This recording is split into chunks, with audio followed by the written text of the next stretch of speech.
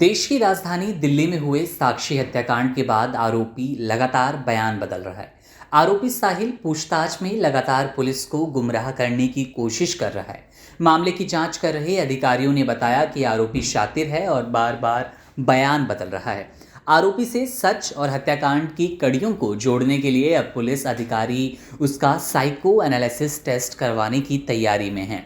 इस टेस्ट के जरिए विशेषज्ञ आरोपी से बातचीत कर हत्याकांड से जुड़ी कड़ियों को जोड़ेंगे। हालांकि फिलहाल आधिकारिक तौर पर पुलिस इसकी पुष्टि नहीं कर रही।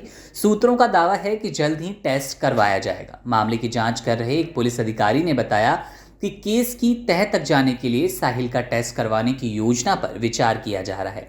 मनोचिकित्सक टेस्ट करेंगे। करीब 3 घंटे चलने वाले इस टेस्ट में साहिल के परिवार, उसके दिनचर्या, दोस्तों, रिश्तेदारों व अन्य लोगों के बारे में पूछताछ की जाएगी। इसके अलावा उसके सपनों और रहन सहन के बारे में पूछताछ की जानी है। ऐसा करने के बाद एक्सपर्ट साहिल के दिमाग में चल रही बातों को पढ़ सकेंगे। बता दें कि इससे पूर्व श्रद्धा हत्याकांड में पुलिस ने आरोपी आफ्ताब का साइको एनालिसिस टेस्ट करवाया था। इससे पुलिस को काफ़ी फायदा पहुंचा था। उधर पूछताछ में आरोपी कई चौंकाने वाले खुलासे कर रहा है। उसने बताया कि साक्षी की मौजूदगी में उसके दोस्तों ने अश्लील मजाक किया था। इसके अलावा धमकी मिलने से आग बबूला साहिल ने हत्या की खौफनाक साजिश रची। उसने तय किया कि उसे साक्षी और उसके दोस्तों में से कोई भी मिल जाएगा तो वो उसे जिंदा नहीं छोड़ेगा, तब तक चाकू से वार करता रहेगा तब जब तक कि वो दम न तोड़ दे। पुलिस पूछताछ में यह भी खुलासा साहिल ने किया। बाहरी उत्तरी जिले के एक वरिष्ठ अधिकारी ने बताया कि साहिल ने पूछताछ में बताया कि वह साक्षी को 1-1.5 वर्षों से जानता था। पिछले 4 महीने से उसकी दोस्ती थी, लेकिन वारदात वाले दिन 27 मई से एक दिन पहले साहिल को बाजार में साक्षी, उसकी सहेली और दोस्त अजय उर्फ झबरू मिले थे।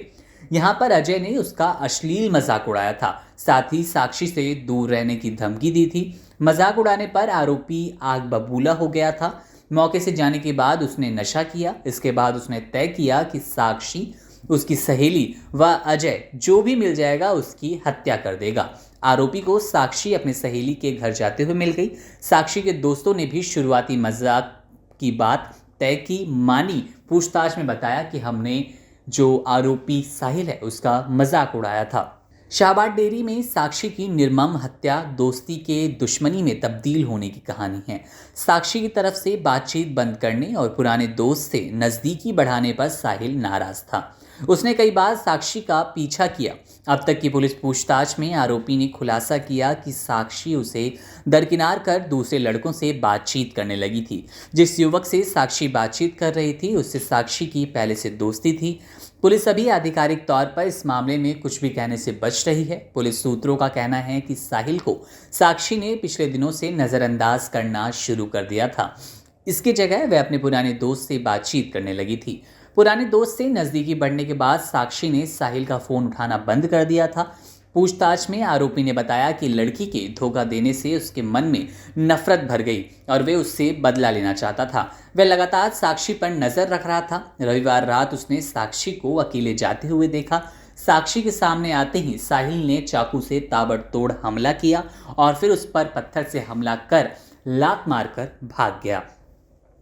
आरोपी ने यह भी बताया कि उसकी साक्षी से दूरियां बढ़ती जा रही थी। वह उसके करीब आने की कोशिश कर रहा था, लेकिन साक्षी उसे फ़ोन पर धमकाने लगी। उसके बाद उसने साक्षी को रास्ते से हटाने का फैसला कर लिया। घटना से पहले उसने शराब पी। पुलिस को आरोपी ने बताया कि साक्षी उसने जिस जगह हत्या की, जहां झबरू ने उसे धमकी दी, जगह वही चुनी गई जहां उसका मजाक उड़ाया गया, धमकी दी गई। जांच से जुड़े एक अधिकारी ने बताया कि मामले से जुड़े सभी साक्ष्यों को एकत्रित किया जा रहा है। आरोपी ने यह भी खुलासा किया कि इलाके में रहने वाले दबंग युवक अजय उर्फ झबरू ने उसे साक्षी से दूर रहने की धमकी दी थी। उसे आशंका थी कि झबरू उसकी हत्या कर सकता है। इस आशंका को देखते हुए उसने साक्षी को ही रास्ते से हटाने की साजिश रची। मामले की जांच कर रहे पुलिस अधिकारियों का कहना है कि हत्याकांड में जांच के लिए हत्या में प्रयुक्त चाकू बरामद करना बेहद जरूरी है, जो कि आज बरामद भी हो गया है। बुलंदशहर में गिरफ्तार होने के बाद शुरुआती पूछताछ में साहिल ने खुलासा किया कि हत्या को अंजाम देने के बाद उसने मोबाइल फ़ोन को बंद कर दिया। उसने मोबाइल से सिम निकाल लिया। उसने मोबाइल और सिम को पास ही में ठिकाने लगा दिया। उसके बाद वह रिठाला पहुंचा, जहां एक मैदान में उसने वारदात में इस्तेमाल चाकू को फेंक दिया था।